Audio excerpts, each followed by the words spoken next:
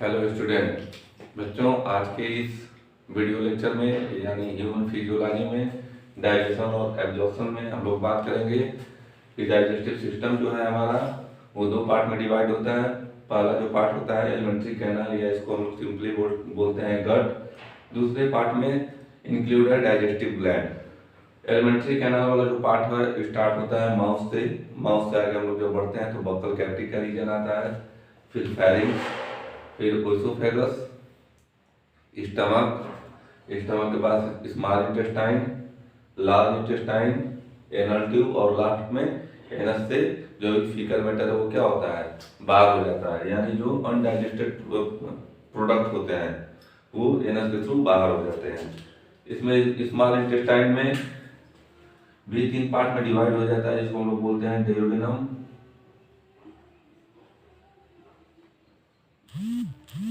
Jejunum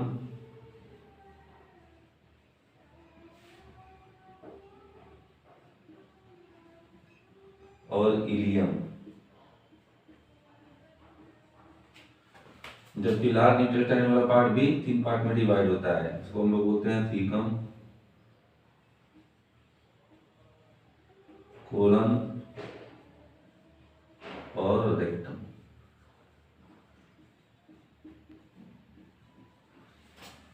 तो last में anal tube के थ्रू एनस से होता हुआ जो भी अनडाइजेस्टेड वेस्ट है, जिनका डाइजेशन नहीं हुआ है, जो फीकल मैटर है वो एनस के थ्रू बाहर हो जाते हैं। तो ये सीक्वेंस हो गया एलिमेंट्री कैनाल का कि माउथ से फूड की एंट्री होगी और इसके एलिमेंट्री कैनाल के डिफरेंट पार्ट में एंजाइम और कुछ एसिड और बेस के हेल्प से इनका क्या होगा, अलग अलग पार्ट में डाइजेशन होगा। तो इसको आप नोट डाउन कर लीजिए। फिर हम लोग बात करते हैं थोड़ी डाइजेस्टिव ग्लैंड की और वन बाय वन देखेंगे हर पार्ट में कैसे डाइजेशन होता है। इसको आप नोट डाउन कर लीजिए।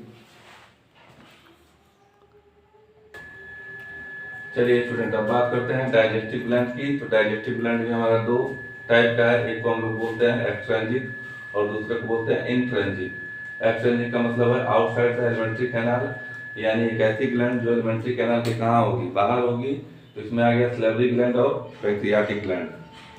जबकि इंट्रिंसिक ग्लैंड का मतलब होता है inside the alimentary canal, alimentary canal के अंदर। तो इसमें दो ग्लैंड है, इंटेस्टाइनल ग्लैंड और गैस्ट्रिक ग्लैंड। अब इनका अलग अलग पार्ट में हम लोग फंक्शन देखेंगे कि स्लेवरी ग्लैंड का फंक्शन क्या है, पैंक्रियाज अपना कैसे काम करता है, इंटेस्टाइन और गैस्ट्रिक ग्लैंड की बात करेंगे जब हम लोग डाइजेशन अलग अलग पार्ट में पढ़ेंगे। आप इसको नोट डाउन कर लीजिए।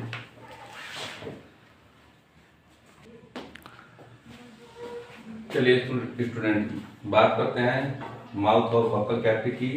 तो इसमें दो स्ट्रक्चर होते हैं, एक को हम लोग बोलते हैं स्लेवरी ग्लैंड, दूसरा स्ट्रक्चर हमको पढ़ना है इसमें तीत। स्लेवरी ग्लैंड की अगर हम लोग बात करें तो स्लेवरी ग्लैंड जो है यह, इसके थ्री टाइप्स हैं। पहले को हम लोग बोलते हैं पैरोटिड, दूसरा है सब मैक्सिलरी और तीसरा है सबलिंगुअल। पैरोटिड जो ग्लैंड है वो ईयर पिन्ना इसके आसपास प्रेजेंट होता है, लोकेशन इसका है। सब मैक्सिलरी है अपर जाके ठीक नीचे, यानी ये वाला जो पोर्शन है इसके ठीक नीचे सब मैक्सिलरी है। और सबलिंगुअल जो है बिलो द टंग यानी टंग के हमारे ठीक नीचे सबलिंगुअल ग्लैंड है। पैरोटिड ग्लैंड में कभी कभी वायरल इन्फेक्शन हो जाता है, एक डिजीज हो जाता है जिसको हम लोग, बहुत कॉमन डिजीज है जिसको बोलते हैं हम लोग मम्स। इसमें वायरल इन्फेक्शन हो जाता है due to viral infection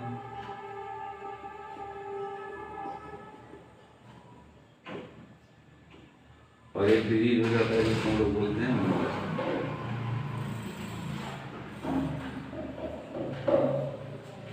three type के ग्लैंड हो गए, इनकी पोजीशन क्या है इसको हम लोग को ध्यान में रखना है। अब हम लोग बात करते हैं सलाइवा की।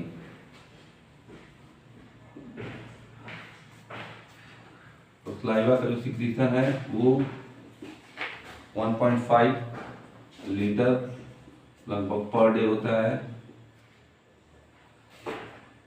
पीएच अगर बात करें सलाइवा की तो पीएच है 6 to 7, मतलब 6.8। ये स्लाइटली एसिडिक है।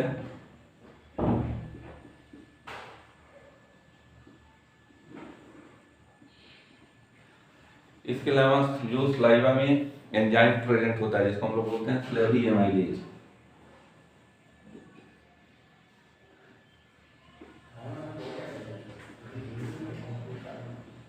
एंजाइम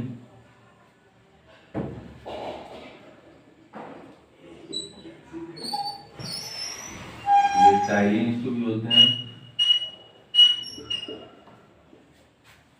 ये टाइलिन जो है स्लेवरी एमाइलेज जो एंजाइम है ये स्टार्च पे काम करता है और स्टार्च को कन्वर्ट कर देता है किसमें, माल्टोज में। यानी पूछा जाए कि बताइए कार्बोहाइड्रेट का डाइजेशन कहाँ से स्टार्ट होता है, तो आपको बर्को कैविटी से स्टार्ट होता है और सलाइवा का जो स्लेवरी एमाइलेज यानी टाइलिन है इस स्टार्च पे काम करके इसको कन्वर्ट कर देता है माल्टोज में। इसके अलावा सलाइवा में होता है थायोसाइनेट आयन,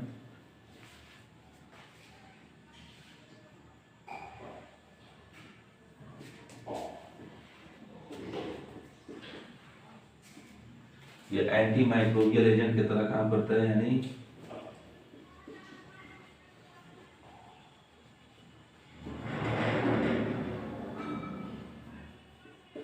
माइक्रोबियल एजेंट है, यानी इन्फेक्शन को रोकने का काम करता है। सलाइवा से रिलेटेड ये कुछ पॉइंट है और आप याद रखिए कि कार्बोहाइड्रेट का जो डाइजेशन होता है यानी सबसे पहले कहाँ से स्टार्ट होता है, हमारी बफल कैविटी से स्टार्ट होता है, किसके प्रेजेंस में, स्लेवरी एमाइलेज के प्रेजेंस में, इसको हम लोग बोलते हैं टाइलिन एंजाइम।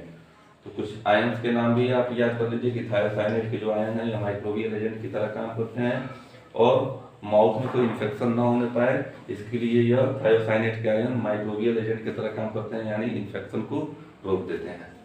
इसको आप नोट डाउन कर लीजिए।